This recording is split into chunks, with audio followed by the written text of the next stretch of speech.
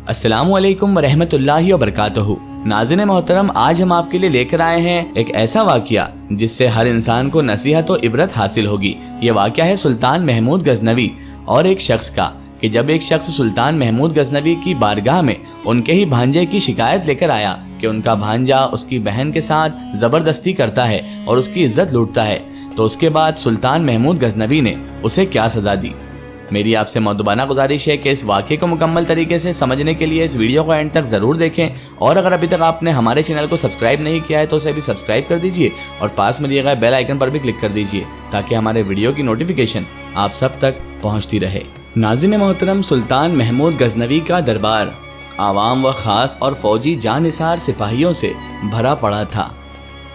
नकीब की पुरजलाल आवाज़ और चावुश की ललकार से दिलों पर हैबत तारी है।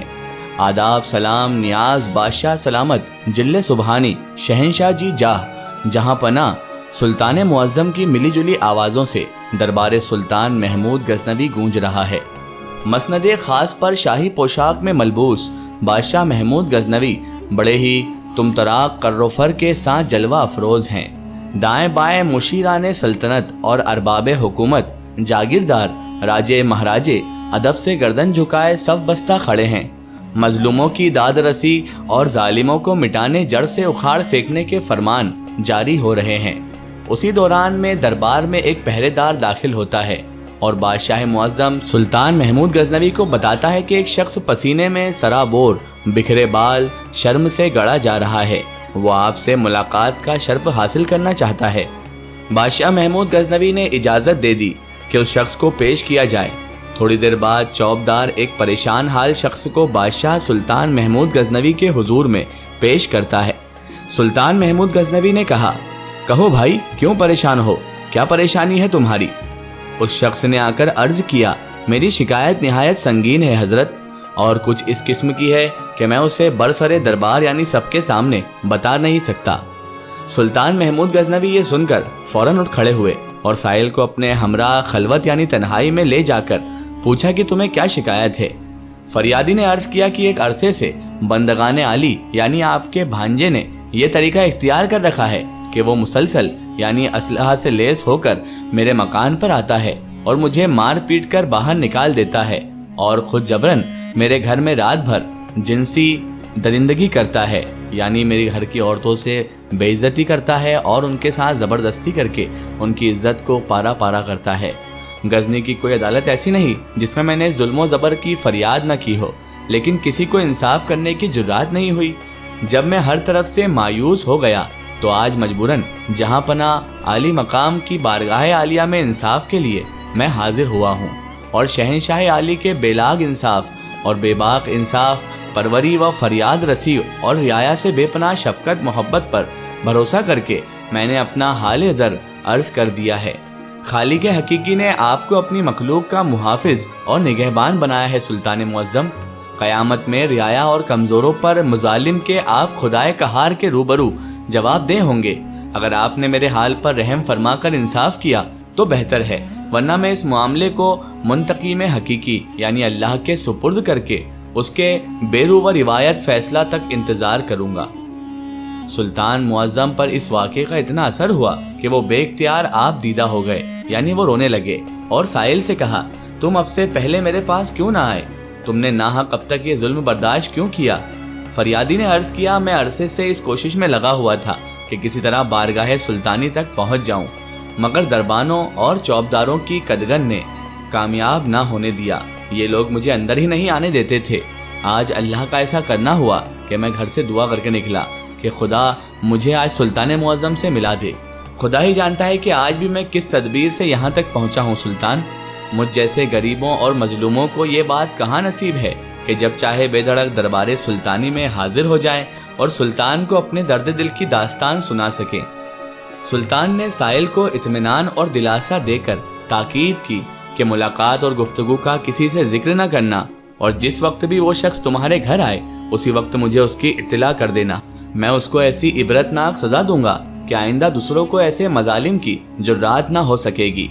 फरियादी ने अर्ज़ किया कि मुझे ऐसे बेकस और बेयारो मददगार के लिए क्यों कर मुमकिन हो کہ جب چاہوں بلا کسی مزاحمت کے خدمت سلطانی میں حاضر ہو جاؤں اور آپ کو آگاہ کروں۔ سلطان نے یہ سن کر دربانوں کو طلب کیا اور فریادی کو ان سے روشناس کرا کر حکم دیا کہ یہ شخص جس وقت بھی آئے ہمارے پاس پہنچا دیا جائے اور کسی طرح کی مزاحمت نہ کرنا، ورنہ اس کا انجام اچھا نہ ہوگا۔ 2 راتیں گزر گئی مگر فریادی نہ آیا۔ سلطان کو تشویش ہوئی کہ نہ معلوم اس غریب مظلوم کو کیا حادثہ پیش آیا ہوگا۔ وہ اسی فکر میں غلطان تھا کہ تیسری رات کو سائل دوڑتا ہوا دربار شاہی پر پہنچا۔ اطلاع ملتے ہی سلطان فی الفور باہر نکلے اور فریادی کے ہمراہ اس کے گھر پہنچ کر اپنی آنکھوں سے وہ سب کچھ دیکھ لیا جو فریادی نے انہیں بتلایا تھا۔ پلنگ کے سرانے شمع جل رہی تھی۔ سلطان نے شمع گل کرا دی اور خود خنجر نکال کر اس کا سر اڑا دیا۔ اس کے بعد شمع روشن کرائی۔ مقتول کا چہرہ دیکھ کر بے ساختہ سلطان کی زبان سے الحمدللہ نکلا اور پھر بےتابی کے ساتھ اس نے فریادی سے پینے کے لیے پانی مانگا۔ پانی پی کر سلطان نے فریادی سے کہا کہ تم اطمینان کے ساتھ اپنے گھر میں آرام کرو، اب انشاءاللہ تمہیں کوئی تکلیف نہ پہنچے گی۔ میری وجہ سے اب تک تم پر جو مظالم ہوئے خدا کے لیے انہیں معاف کر دو۔ یہ کہہ کر سلطان رخصت ہونا چاہتا تھا کہ فریادی نے دامن پکڑ کر عرض کیا کہ بندگان عالی نے جس طرح مظلوم کے ساتھ انصاف فرمایا، حتیٰ کہ اپنی قرابت اور خون کا بھی مطلقاً خیال نہ کیا، اللہ تعالیٰ آپ کو اس کی جزائے خیر اور اجر عظیم عطا فرمائے۔ اگر اجازت مرحمت فرمائی جائے تو ایک بات معلوم کرنا چاہتا ہوں، وہ یہ کہ آپ نے پہلے شمع یعنی چراغ گل کرائی اور پھر روشن کرا کر مقتول کا سر دیکھ کر الحمدللہ فرمایا اور اس کے فوراً بعد پانی طلب فرمایا، اس کا کیا سبب تھا سلطان؟ سلطان محمود غزنوی نے ہر چند ٹالنا چاہا مگر فریادی کے اصرار پر انہیں بتلانا پڑا کہ شمع گل کرانے کا مقصد یہ تھا کہ مبادر روشنی میں اس شخص کا چہرہ دیکھ کر بہن کے خون کی محبت مجھے سزا دینے سے باز رکھے، اور الحمدللہ کہنے کا سبب یہ تھا کہ مقتول نے اپنے آپ کو میرا بھانجا بتا کر تمہیں شاہی تعلق سے مرعوب کر کے اپنے خواہشات نفسانی کو پورا کرنے کے لیے راستہ صاف رکھنا چاہتا تھا۔ خدا کا ہزار ہزار شکر ہے کہ محمود کے متعلقین کا شفاف شرمناک بےہودگی سے کوئی تعلق نہیں ہے، یعنی یہ میرا بھانجا نہیں بلکہ کوئی اور بد کردار شخص تھا جو میرا بھانجا بتا کر تمہارے ساتھ یہ زیادتی کر رہا تھا۔ اور پانی مانگنے کی وجہ یہ تھی کہ جب سے تم نے اپنا واقعہ سنایا تھا میں نے عہد کر لیا تھا کہ جب تک تمہارا انصاف نہ کر لوں گا آب و دانہ مجھ پر حرام ہے۔ اب چونکہ میں نے اپنے فرض سے سبکدوش ہو چکا تھا اور تشنگی کا شدید غلبہ تھا، اس لیے میں پانی مانگنے پر مجبور ہو گیا۔ اللہ اکبر! اسلام عدل و انصاف کا علم بردار ہے، اور جو حاکم سچے مسلمان ہوتے ہیں وہ اپنے کسی قریبی کا بھی لحاظ نہیں کرتے اور ہر حال میں عدل و انصاف ہی سے کام لیتے ہیں۔ ناظرین محترم، اس واقعے سے ہمیں یہ بھی معلوم ہوا کہ مسلمان چاہے کتنے بڑے عہدے پر کیوں نہ ہو، چاہے وہ کتنے بڑے منصب پر ہی کیوں نہ پہنچ جائے، وہ ظلم و ستم کے کبھی قریب نہیں جاتا۔ واللہ عالم بالصواب۔ آخر میں اللہ تبارک و تعالیٰ سے دعا ہے کہ اللہ پاک ہمیں نیک راستے پر چلنے کی توفیق عطا فرمائے اور ہمیں ہر برے کام ہر برے اعمال سے ہمیشہ بچائے رکھے اور ہمیں صراط المستقیم کے راستے پر چلنے کی توفیق عطا فرمائے، آمین ثم آمین۔ سو ناظرین، آپ کو یہ ویڈیو کیسی لگی کمنٹ سیکشن میں ضرور بتائیں اور ہمارے چینل کو سبسکرائب کرنا نہ بھولیں۔ اس ویڈیو کو زیادہ سے زیادہ شیئر کریں اور اسے تمام انسانوں تک ضرور پہنچائیں۔ پھر حاضر ہوتے ہیں آپ کے لیے نئی اور بہترین ویڈیو کے ساتھ، تب تک کے لیے خدا حافظ، السلام علیکم۔